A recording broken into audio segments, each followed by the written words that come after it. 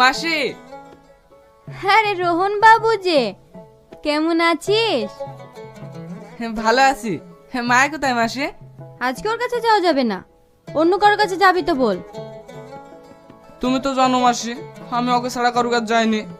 একটু দেখা করার ব্যবস্থা করে দাও না। না না, আমি পারমিশন দিতে পারবো না। আজকে ওর কাছে এমএলএ আসবে।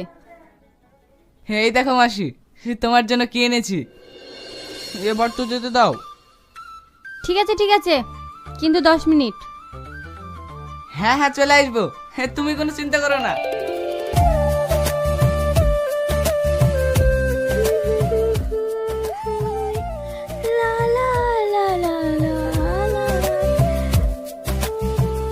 মায়া। রোহন তুই কখন আসলি? কখন আসলি মানে? আমি আবার এই সৈন্য কোথাও যাই নাকি? সুজা তোর কাছেই তো আসি।